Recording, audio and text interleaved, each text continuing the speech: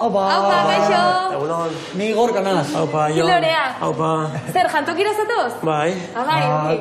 Pasa, Bueno, eta guazen? Bale, ba. Ondo, Aurrera. Ondo, bai.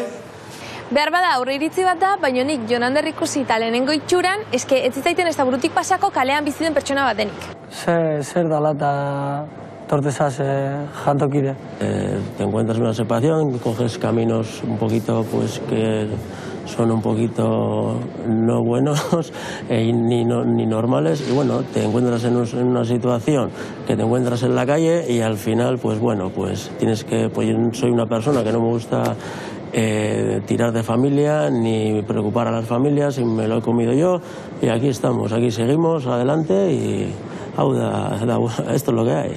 Eta nik neuk igual launtzi bai eskatuko neban, baina ebe bai komprensiblire, igual askanin lotzik, ero isateko erik, ez? Ez tozuna inor preokupazio atxik, zeure egoera bat alako, eta oso respetabli, baina gorra, oso gorra. Alien igual dara matxat igual lau urte terdia, eta bueno, azkenien eiten, osea, te haces a la calle al final, osea, no hay otra. Zego gorra, momentu hontan Jonander kontatzen nahi zaiguna. Daukat gorputza, daukat sentimentu bat barruan. ¿Pasaría otra vez por todo esto para ser el que soy ahora? Pues yo creo que pasaría por todo esto para ser el que soy ahora. He aprendido mucho, la verdad, y es más, ahora me dedicaría o me gustaría hacer una formación o algo para seguir ayudando a otras personas que están por la misma situación pasando también. Eta badakazu aukeraik hori etxeko? Bai, untxe ikusten ari naz, osinioak eta bueno, dauz formazioak de 3 años eiteko, eta animatuten hau. Beran iztoixatik gexin harritxuna dena, izan da, egun batetik bestea aldatu lehikela gauzak, espero ez tozunin. Eta orduan momentu honetan aterpetxerik ez daukazu.